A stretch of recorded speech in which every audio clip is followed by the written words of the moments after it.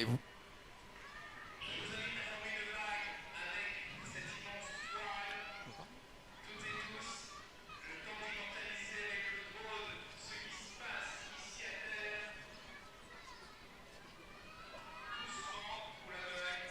Bienvenue à tous, bienvenue pour cette émission exceptionnelle en direct depuis la magnifique station de Valberg. Vous venez de découvrir avec nous à l'instant ce splendide tifo réalisé par 600 enfants des écoles du département et notamment de la communauté d'agglomération des Alpes d'Azur pour connaître enfin le nom des 7 communes des Alpes-Maritimes qui auront le privilège, l'honneur et l'avantage de recevoir le passage de la flamme olympique le 18 juin 2024. Le groupe qui ce matin s'est associé aujourd'hui avec le conseil départemental des Alpes-Maritimes et le comité départemental olympique et sportif des Alpes-Maritimes pour découvrir donc ces 7 villes-étapes.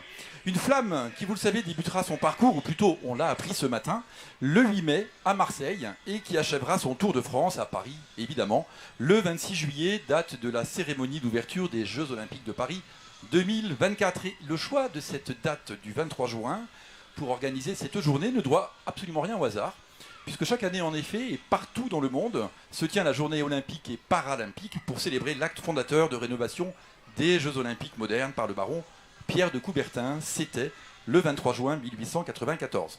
Alors, à moins de 400 jours des Jeux de Paris 2024, cette célébration prend évidemment cette année une toute autre ampleur. Et c'est pourquoi le comité départemental olympique et sportif des Alpes-Maritimes, bonjour Denis Manassero, vous êtes l'organisateur de cette journée olympique et vous avez regroupé, je crois, 600 enfants depuis ce matin pour participer à cette journée un peu particulière. Racontez-nous. Oui, bonjour à tous. Oui, depuis ce matin, nous sommes sur le terrain depuis 7h jusqu'à 9h à peu près pour mettre en place tous ces ateliers. Cette journée olympique du GDOS est basée sur des animations sportives ouvertes aux scolaires. Ici, la communauté de communes d'Alpes d'Azur. Et nous leur proposons sous forme de modules des ateliers pour se rencontrer et apercevoir des sports par exemple qu'ils ne sont pas habitués à pratiquer. Ces ateliers sont gérés par des animateurs et encadrants de comités départementaux. Ça leur permet d'activer à leur niveau peut-être des futurs champions pour les Jeux. Parfait. Merci beaucoup Denis de votre présence. On va laisser la place maintenant à nos invités. Je vous laisse rejoindre les enfants qui vous attendent avec impatience. Nos invités, alors, monsieur Alain Bernard, madame Modolo, venez ici, madame Modolo. Venez à côté de moi, quand même que j'ai une dame à côté de moi. Alain, si vous voulez bien vous mettre à côté du président. Voilà. On va se partager les micros. Donc, merci beaucoup à vous tous. Merci, président Charles-Ange Ginesi, de nous accueillir dans cette belle station de Valberg pour nous dévoiler les villes-étapes qui accueilleront en 2024, le 18 juin précisément, cette belle flamme olympique. Alors, avec vous, on peut les rappeler. On va voir à l'écran, j'imagine, le parcours, en tout cas le parcours. Les villes-étapes. Alors, est-ce qu'on peut avoir ça, s'il vous plaît? Alors, bon, en attendant, on va commencer par Valberg-Beuil, et puis ensuite, à vous l'honneur de nous dévoiler les noms. Alors, l'étape que nous allons vivre depuis Valberg-Beuil, il s'agit d'un souvenir et d'une histoire, puisque nous avons avec l'olympisme 2 rencontres. Une première rencontre, ça nous ramène à 1968, lorsque la flamme olympique était partie de Nice, passant par Saint-Martin-Vésubie, Valberg, puis Oron, et avait séjourné sur la place de Valberg. Et on a gardé d'ailleurs la vasque qui est sur le podium actuellement, dans le souvenir de ce passage d'un olympisme que nous avions soutenu à l'époque de toute notre force. Et aujourd'hui, c'est ce que nous voulons faire pour Paris 2024, d'où ces étapes qu'avec le département des Alpes-Maritimes, nous continuons à soutenir. Alors, quelles étapes? On reviendra sur Valberg après, si vous voulez bien. Redites-nous le nom des 7 villes concernées. Alors, les 7 villes concernées, je ne sais pas si vous les avez toutes. Moi, Alors, Valberg-Beuil, Grasse, La Colmiane, Val-de-Blore, Cannes, Antibes, dans l'ordre. Villefranche et Nice. Mais est-ce qu'il y a un ordre déjà établi d'ailleurs pour le passage? Moi, je les avais dans l'ordre alphabétique. Bon. Donc l'ordre du passage de la flamme, c'est tout récent, puisque on a le dévoilement avec le programme qui nous a été donné ce matin. Peut-être que Philippe Manassero en sait un peu plus que moi sur ce sujet-là. On va voir ça après. Alors, je me permets de présenter nos autres invités. Alice Modolo, vous êtes avec nous. Bonjour Alice, vous êtes apnéiste, 3 fois vainqueur de la Coupe de France en apnée dynamique. Si je dis des bêtises, vous m'arrêtez. Quadruple championne de France en poids constant, vice-championne du monde par équipe en 2012. etc., etc.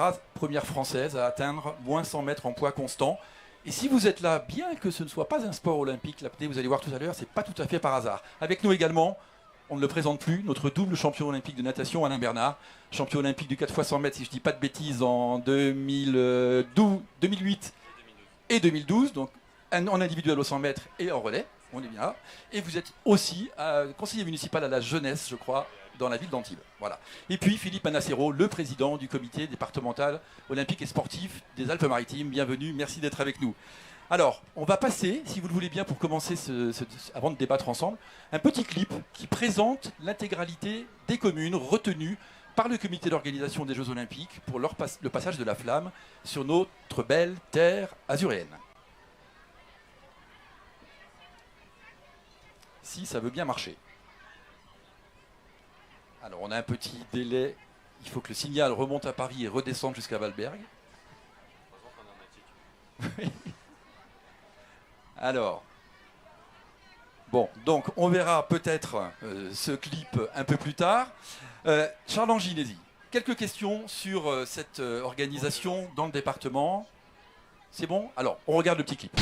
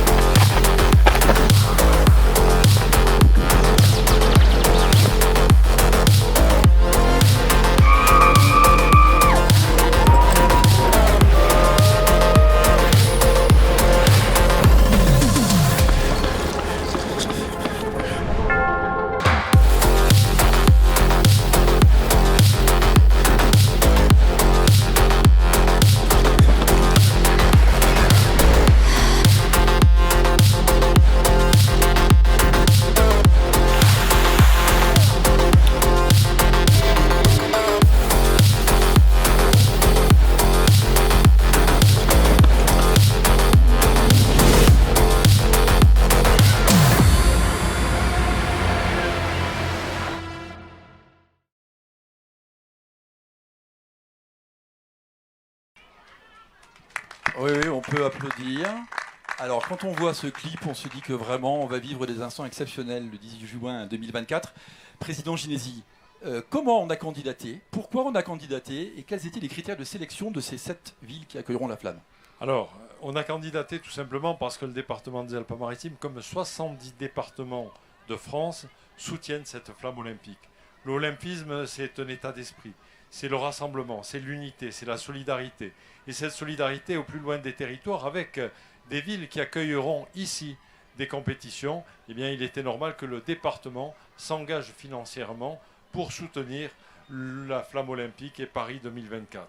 Sachant qu'également, notre histoire fait que nous avons un lien fort avec l'olympisme. Il y a Alain Bernard, double champion olympique à nos côtés, mais il y a de nombreux médaillés ici dans les Alpes-Maritimes. Il y a des médaillés qui ne sont pas forcément des médaillés français, mais dont le terrain de jeu et de préparation se fait dans les villages du département des Alpes-Maritimes. Et ces villages, ils ont une illustration parfaite, ici, à Valberg-Boy, à la Colmiane. On va dérouler ensuite chacune des communes. Et quand je vois Alice Modolo, je ne peux m'empêcher à ces apnées où elle va nous faire descendre. Elle va nous réserver des surprises. Elle va nous réserver une surprise. Allez. Alors, je ne dévoile rien. Alors. Vous avez parlé d'investissement.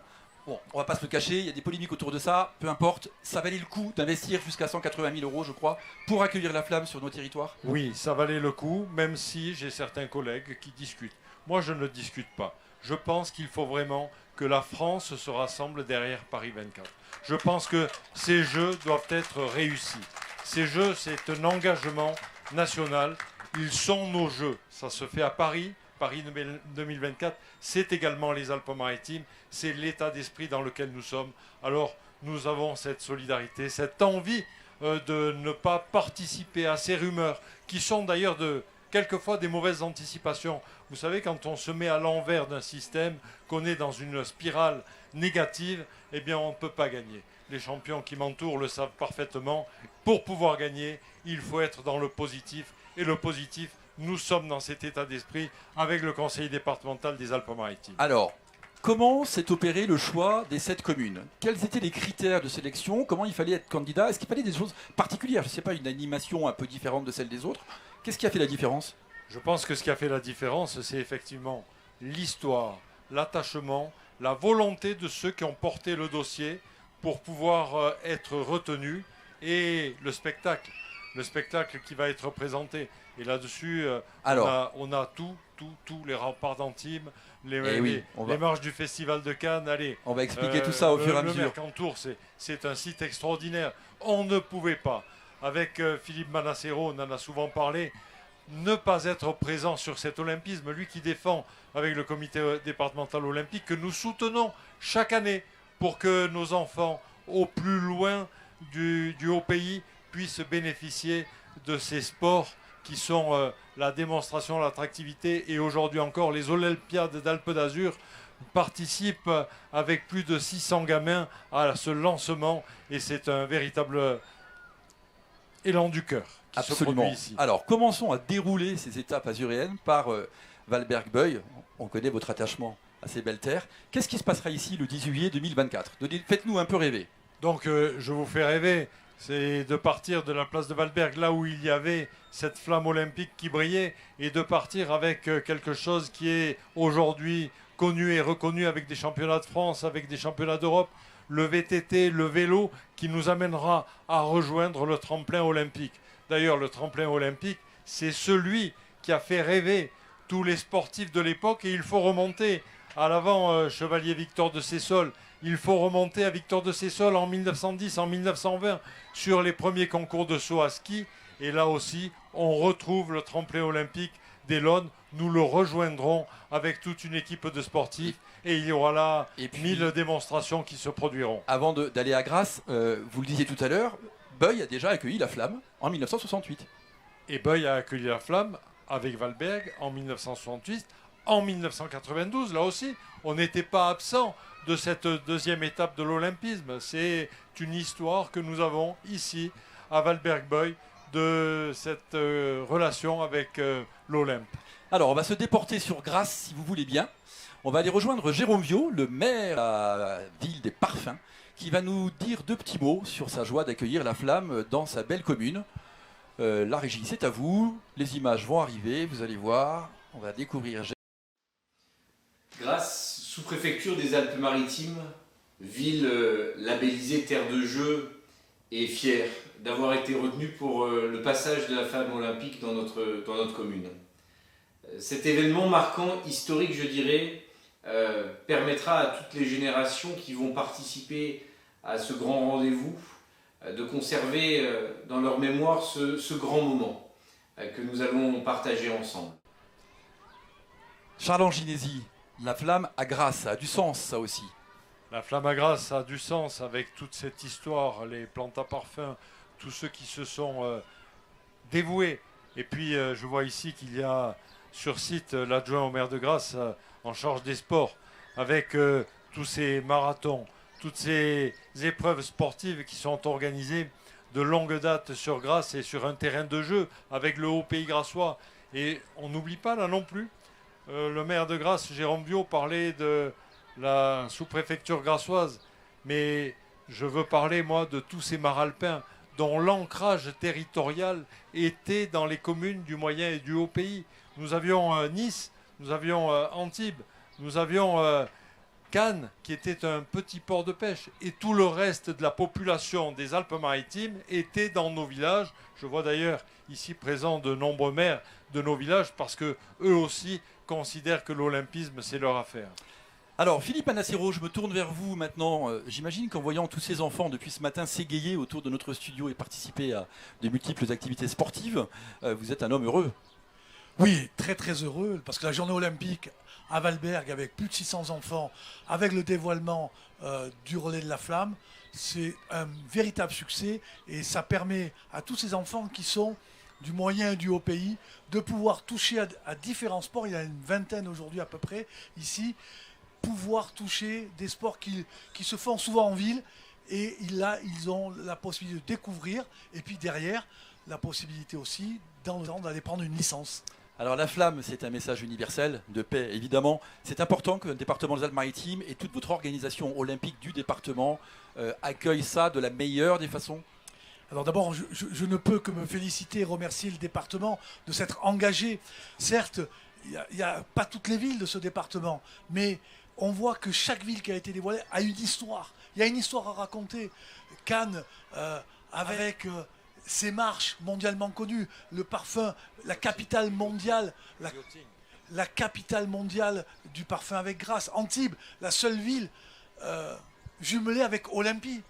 Voilà, Nice. Alain Bernard nous en parlera sûrement tout à l'heure. Nice avec ses champions, Villefranche avec la plus belle baie du monde pour faire de l'apnée.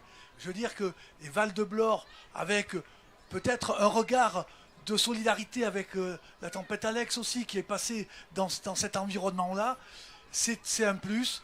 Et puis Beuil-Valberg avec l'histoire de ce tremplin, le seul premier tremplin olympique en France de saut à ski. Il y a vraiment une histoire autour de chaque ville. Alors, Philippe Manassero, les équipes de France olympiques et paralympiques comptent de nombreux champions. Dans notre département, évidemment, Alain Bernard, Alice Modolo en sont des exemples vivants.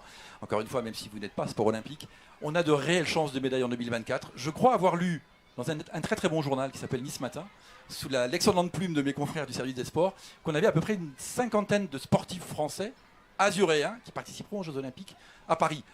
C'est exceptionnel ce vivier de champions chez nous. Alors oui, c'est un... Alors 50, peut-être, on y associe peut-être le Var aussi dedans, je pense. Bon allez, on va être sympa avec les Varois, on les associe avec nous.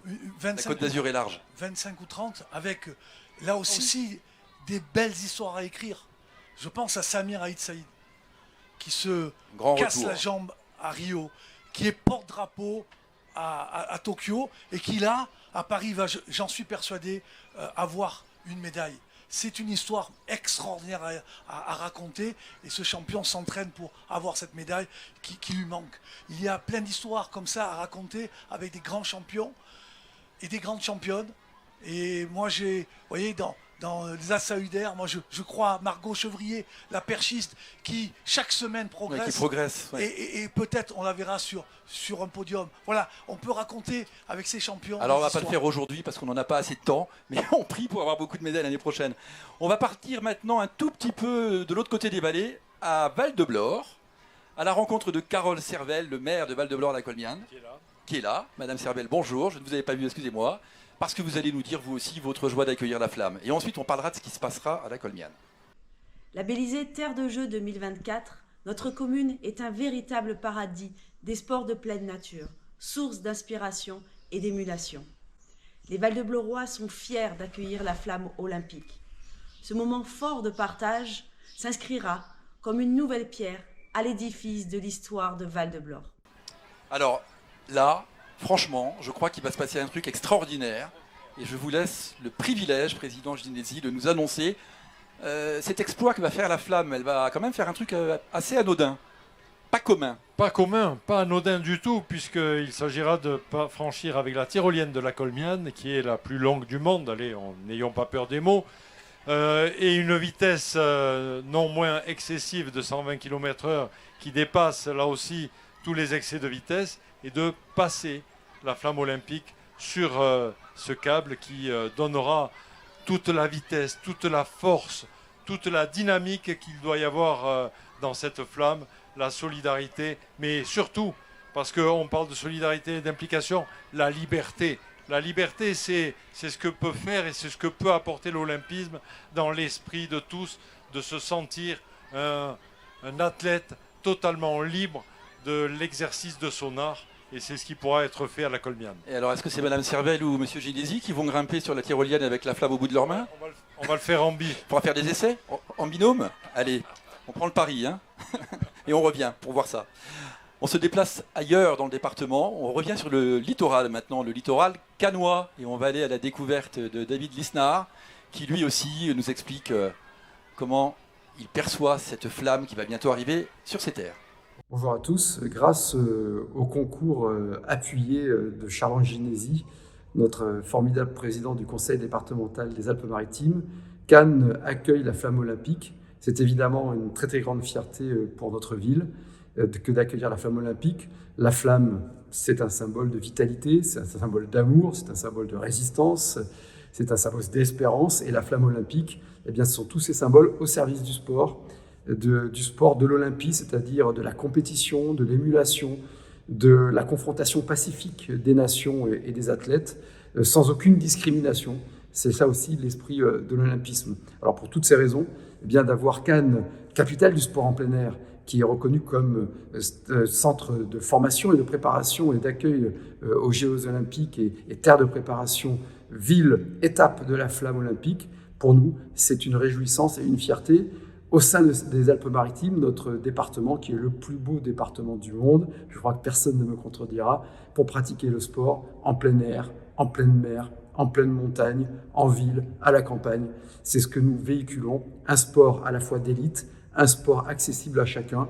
Les Alpes-Maritimes sont précisément une terre de sport et une terre olympique. Merci encore au département des Alpes-Maritimes. Les Alpes-Maritimes, le plus beau département du monde, évidemment. Ça suscite des applaudissements. Alors à Cannes, moi je ne sais pas, quelque chose me dit quand même qu'on va avoir un peu de glamour et une petite flamme, une grosse flamme, qui va peut-être grimper quelques marches. C'est ça, Président ? Oui, c'est une flamme qui va avoir l'honneur, le privilège d'être sous les feux de la rampe, puisqu'il y a des milliers de photographes qui photographient ces montées des marches du Palm Beach, qui photographient cette montée qui, au moment du festival du film, permet sur le tapis rouge d'accueillir les plus grandes célébrités du monde. Et bien là, la plus grande célébrité du monde... La star, ce sera la flamme. La star, ce sera la flamme. Et David Lisnard a parfaitement raison de rappeler que Cannes est un terrain de jeu extraordinaire, non seulement sur le festival de Cannes, mais sur tout ce qui se passe. Et j'ai ces images de ski yachting en tête, avec ces plus grandes et plus belles voiles du monde qui concourent dans la baie de Cannes. Là aussi, on y voit le sport allié à la culture, allié au cinéma. Allez, des moments merveilleux pour la flamme olympique. Alors, après Cannes, le voisin Antibois, on va se diriger tout doucement vers les beaux remparts d'Antibes, à la rencontre de Jean Leonetti, le maire de la ville. Cher Charles-Ange Ginesi, président du conseil départemental, bravo et merci de faire en sorte que la flamme olympique passe et arrive dans les Alpes-Maritimes. C'est pour nous tous un bonheur et une fierté que ce département, qui a donné tant d'athlètes nationaux et internationaux, puisse avoir cet honneur. Cet honneur, c'est aussi l'honneur pour la ville d'Antibes, qui va être traversée. Et la ville d'Antibes, vous le savez, est jumelée avec la ville grecque d'Olympie, et donc attachée à l'olympisme et à son symbole. Une flamme qui traverse, une flamme qui passe de main en main, c'est un symbole de fraternité, c'est un symbole de paix. Les Grecs anciens arrêtaient leur guerre quand ils faisaient les Jeux olympiques. Donc essayons de retrouver cette belle sagesse que les Grecs nous ont léguée au travers de l'olympisme. Bien sûr, on va soutenir nos athlètes. Et Antibes a fourni beaucoup d'athlètes qui ont participé aux Jeux et qui ont remporté des médailles. Alain Bernard, qui est là à vos côtés, en est le témoin et je le remercie de participer à l'aventure municipale d'Antibes. Et puis enfin, la flamme va traverser Antibes un jour de 18 juin. Et pour nous, Français, le 18 juin, c'est une date symbolique qui incarne pour nous tous le courage et la détermination devant l'adversité. Je souhaite à tous nos athlètes beaucoup de bonheur et beaucoup de chance. Nous les suivrons et nous les applaudirons. S'ils gagnent, nous les suivrons et nous les applaudirons. S'ils ne ramènent pas de médaille, parce que, comme le disait Pierre de Coubertin, l'important, c'est de participer à cette belle aventure et à ce dépassement de soi. Vive les Jeux Olympiques, vive les Alpes-Maritimes et vive Antibes-Juan-les-Pins. Alors, C'est compliqué de parler après monsieur ça va pas être facile. Leonetti, quand Alors, même. double message très important. Le 18 juin, en effet, on n'avait pas encore évoqué cette date, mais aussi Olympie, bien sûr. Donc, franchement, Antibes sans la flamme, c'était pas possible, Alain. C'était carrément impossible et c'est vrai, dès qu'on a eu connaissance de l'octroi des Jeux Olympiques à Paris 2024, on a tout de suite imaginé ce passage de flamme et on attendait vraiment l'organisation du comité d'organisation de Paris 2024 parce qu'il y a néanmoins un cahier des charges très exigeant en fait sur l'attribution des départements et puis surtout le choix des villes et puis la déambulation, pardon, c'est un jeu de mots d'Antibes, la déambulation de la flamme et le parcours, c'est assez stratégique aussi. Donc c'est important que Antibes soit inscrit dans ce paysage et on en est très fiers parce qu'on promeut à l'image du département l'accompagnement d'énormément de sportifs et de sportives sur notre territoire, qu'ils soient des sportifs olympiques, paralympiques ou des sportifs indoor ou outdoor, à l'image d'Alice Modolo qui s'entraîne aussi chez nous et c'est un peu notre fierté. Est-ce qu'on sait déjà ce qui va se passer avec la flamme à Antibes ? Oui, on sait dans les grandes lignes le premier tracé du parcours. Maintenant, ce qu'on ne maîtrise pas, ce sont qui va porter la flamme en fait. Vous, non ? Ça c'est bien sûr. J'ose espérer que oui, mais en fait il y a tout un comité de pilotage qui nous dépasse un petit peu, qui est géré par Paris 2024. Mais on veut vraiment que ce soit représentatif de la population, à l'image de ces bénévoles là, qui s'engagent dans des associations sportives, sans qui le sport de très haut niveau n'existerait pas. Il faut vraiment féliciter leur engagement, des personnes en situation de handicap, une certaine parité homme-femme. Donc c'est ça que l'on a envie de mettre en avant aussi sur notre territoire, qu'il soit Maralpin ou plus localement Jean-Lépin. Alors là, c'est aux sportifs olympiques que je m'adresse. Qu'est-ce que vous retenez de votre expérience olympique ? Ça fait rêver tout le monde, les Jeux Olympiques. Personnellement, depuis que je suis tout petit, j'ai jamais rêvé d'y participer parce que pas assez sportif, mais en tout cas, d'y assister. Et je le ferai en 2024. Mais vous l'avez vécu de l'intérieur plusieurs fois. Vous avez gagné la médaille, vous avez entendu la Marseillaise. Est-ce que quelques années après, presque 10 ans aujourd'hui, vous vous en êtes remis ou toujours pas ? Non, je pense qu'on s'en remet jamais, mais en tout cas, je prends vraiment à cœur et je le prends comme une mission de porter ces valeurs du sport qui m'ont permis, moi, le jeune adolescent, tout frêle, tout grand, tout mince, qui n'arrivait pas à mettre un bras devant l'autre, à avoir confiance en moi, à aller vers les autres, à me fixer des objectifs, à dépasser ces objectifs, apprendre à me connaître tout simplement.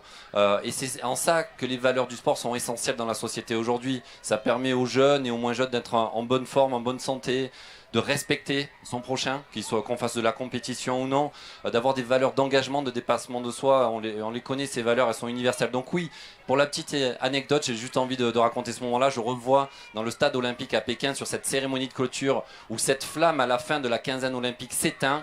Eh bien, ça fait vraiment un pincement au cœur. Et quand on dit que tout est sombre, tout est obscur, et quand on n'entrevoit pas d'espoir quand on construit un projet olympique, eh bien, c'est important d'avoir cette flamme au fond des yeux qui va nous donner cette force, cet espoir, ce regain d'énergie.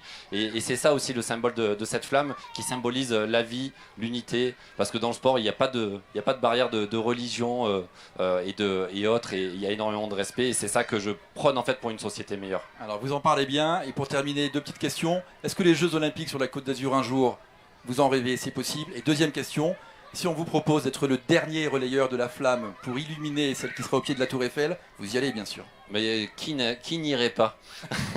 Je pense que la question ne se pose pas, mais non, ce serait déjà un honneur de pouvoir la porter, bien sûr à Antibes-Juan-les-Pins, encore plus que ça, mais si c'est à un autre endroit, ce sera magique, mais... Alors il a ses chances, parce que vous savez que le dernier relayeur, c'est souvent un ancien très grand champion français. On vous le souhaite. Donc il faut que je reste grand alors. Restez grand et fort. Merci beaucoup. Merci. Alors, on se dirige maintenant un peu plus loin dans le département, mais toujours en zone littorale, puisqu'on va à Villefranche-sur-Mer. Et on va écouter Christophe Trojani, le maire de Villefranche, qui nous dit lui aussi à quel point il est heureux de voir la flamme bientôt chez lui. En tant que fan de sport, on peut qu'être heureux. Ces Jeux Olympiques à Paris en 2024, c'est une opportunité formidable. Et puis alors, je veux vraiment remercier Charles-Ange Ginesi et le département des Alpes-Maritimes d'avoir pensé que Villefranche pouvait recevoir la flamme olympique. Je crois que ça sera le 18 juin 2024 et je crois que ça sera vraiment un événement exceptionnel parce que mon petit doigt me dit que c'est Guillaume Néry qui va faire plonger la flamme olympique dans l'eau de la rade de Villefranche et que ça sera la première fois de l'histoire des Jeux Olympiques que la flamme olympique ira sous l'eau. Donc voilà, beaucoup de bonheur, un grand sentiment de fierté et puis, vous voyez ce beau soleil. Je suis vraiment très heureux de faire partie de cette aventure olympique avec la ville de Villefranche-sur-Mer et le département des Alpes-Maritimes. Je vous salue, J'embrasse Valberg et je vous dis à bientôt à Villefranche-sur-Mer. Merci beaucoup. Merci à tous.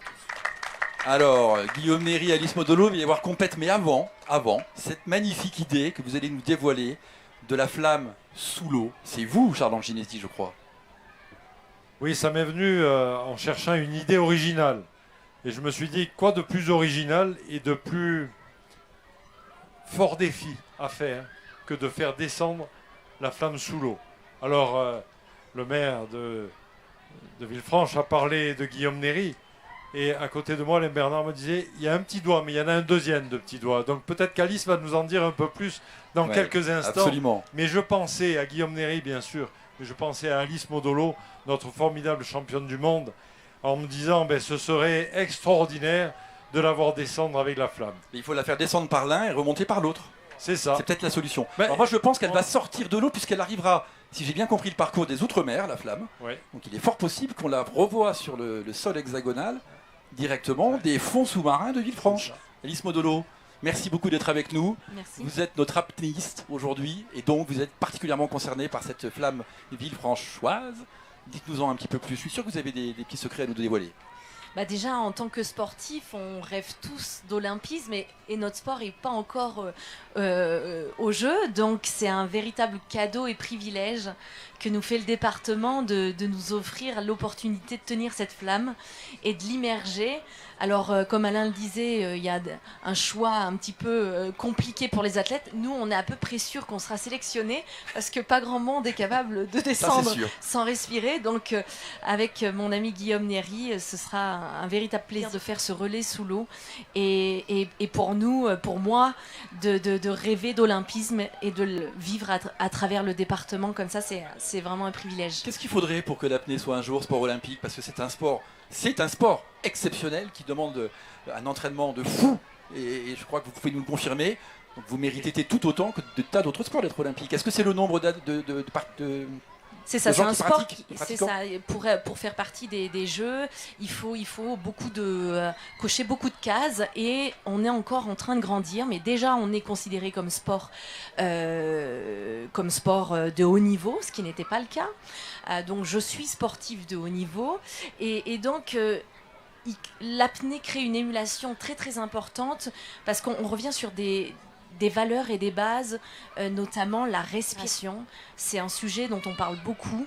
Et quand on fait de l'apnée, on réapprend à respirer, on réapprend à se reconnecter à son corps. Et c'est quelque chose qui fait un bien-être infini et qui va être nécessaire pour tout un chacun. Et j'ai hâte aussi de le partager avec les autres sportifs parce que c'est un axe qui n'est pas assez développé dans le sport de haut niveau, dans le sport olympisme. Et je me ferai un plaisir de développer la respiration. Et je vais commencer avec toi, Alain. Alain, il est prêt à plonger aussi, je crois. Votre présence aujourd'hui au milieu de tous ces enfants est importante aussi. C'est un sport qu'ils ne connaissent pas forcément. Qu'est-ce qu'on peut leur dire pour les amener vers l'apnée? Qu'est-ce que ça peut leur apporter? Alors, justement, d'apprendre à respirer dès le plus jeune âge, d'apprendre que ce qui régit la respiration, c'est un muscle qu'on appelle le diaphragme. Comment on l'utilise, si c'est un muscle, on peut le muscler et on peut l'étirer. Et donc d'apprendre aux enfants dès le plus jeune âge comment on respire bien, c'est la base. Donc j'ai hâte de partager ça avec ces enfants qui m'ont beaucoup impressionnée parce que j'interviens auprès des collèges et j'étais très surprise parce qu'ils savaient que c'était le diaphragme. Ils m'ont même montré et j'étais vraiment très impressionnée, m'ont donné beaucoup d'espoir. Donc je vais tout miser sur les jeunes. Parfait, merci beaucoup Alice de votre présence avec nous et bonne chance pour la flamme. Ne nous l'éteignez pas sous l'eau, faites attention quand même. On va maîtriser ça. Avant de vous donner la parole une dernière fois, Charles Ginesi, pour conclure cette émission, un petit mot sur la dernière ville bien sûr du département qui sera la ville de Nice. C'est la ville où la flamme va passer la soirée du 18 juin. Nice, vous le savez, qui va accueillir des matchs olympiques de football à l'Alliance Riviera. 3 masculins, 3 féminins, pas de jaloux. Ce sera donc la ville étape, c'est-à-dire le site hôte de célébration du relais de la flamme, autour de ce beau parcours de toute la journée sur notre territoire azuréen. La flamme, elle arrivera à 17h30, me dit-on, à Nice. Elle aura passé donc les 6 autres communes du département. Elle se promènera sur la promenade des Anglais, puis elle arrivera au quai des États-Unis, avec un chaudron qui sera illuminé. Bien sûr, il y aura les animations sportives tout au long de la journée, avec des grands champions niçois et azuréens. Charles Ginesi, le mot de la fin vous revient. Qu'est-ce que vous inspire cette journée? Et est-ce qu'on n'a pas très envie tout de suite de se projeter au 18 juin sans passer par tout l'hiver qui nous attend? Non, parce qu'on voit bien au travers des discussions que nous avons eues ce matin que la nouveauté qui vient d'être annoncée par le comité olympique fait qu'il y a encore de la réflexion et de la construction sur les procédures à mettre en place. Et que pour offrir un très beau spectacle, il y a besoin un peu de temps. Mais au-delà de ce temps, ce que m'inspire le lancement de cette journée, avec la perspective du 18 juin qui pour nous est un symbole. Jean Leonetti l'a dit et je pense qu'il a raison. Il faut enfoncer le clou. C'est d'écouter ici nos grands champions, que ce soit Alain Bernard, que ce soit Alice Modolo, que ce soit celui qui est impliqué sur le comité départemental olympique, Philippe Manassero, dont on sait qu'il a été l'un de ces grands arbitres mondiaux qui ont fait rêver l'ensemble des équipes. Eh bien, je me dis, il y a de la modestie dans leurs paroles. Alain Bernard disait, j'étais grand, j'étais fifi, et le sport m'a donné confiance. Alice dit à l'instant, je m'appuie sur toute cette jeunesse qui nous entoure, sur tous les enfants. C'est cela qui réchauffe le cœur. Les maires que l'on a entendus disent bravo, bravo pour recevoir cette flamme dans le département des Alpes-Maritimes, même si nous sommes loin de Paris. On voit que l'engagement de territoire, l'engagement des moyens qui sont donnés laisse espérer un très très bel événement. Et c'est ce que j'ai envie de dire en conclusion de cette matinée d'interview rapide ici, dans cet endroit valbergant, sous un soleil radieux, en me disant que l'été sera beau, mais que probablement Paris 2024 sera un moment rayonnant, exaltant, formidable, grâce à la participation de tous. Merci infiniment, merci à tous les quatre, merci au public qui est avec nous. C'est la fin de cette émission et de ce direct. Je remercie les équipes du conseil départemental, du comité départemental olympique et sportif, les équipes de NM Events, Frédéric Mestre et Sandra Laplane en particulier, pour le groupe Nice Matin. La réalisation était de BSRQ Média. Aux caméras, Guilhem Ricavi, Stéphane Delors, Jean-Baptiste Pietri et Grégoire Bosque-Bierne. Cette émission, je vous le rappelle, sera à voir en replay sur nos sites, la chaîne YouTube du groupe Nice Matin, les pages Facebook et celle du conseil départemental, évidemment. Et puis vous aurez droit demain, dans les colonnes de Nice Matin, à un magnifique compte-rendu de cette journée olympique sur 3 pages. Alors, on compte sur vous pour acheter le journal. Merci à tous, bonne journée et vive les Jeux Olympiques.